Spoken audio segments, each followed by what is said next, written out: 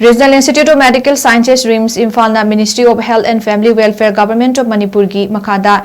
2007 gi April thadagi MEEYAMGI ana LAYENGGI thabak TOUDUNA LAKPADA ACHOUBA MAIPAKPA OINA Department kunipanda HENNA CHAOKHATNABA SENTHANG KAITHARAKKHRE Department sing adudi Urology, Plastic Surgery, Nephrology, Cardiology, Neurology, Cardiothoracic and Vascular Surgery, CTVS, Neurosurgery, Pediatric Surgery, Surgical,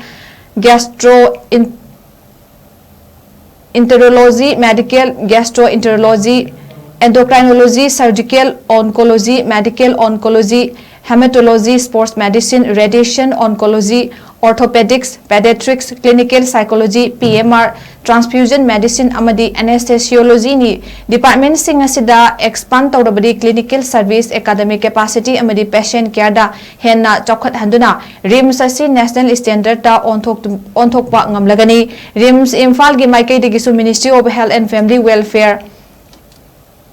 Government of India na support HENNA pibirakpagi damak thagatpa phongdorakli.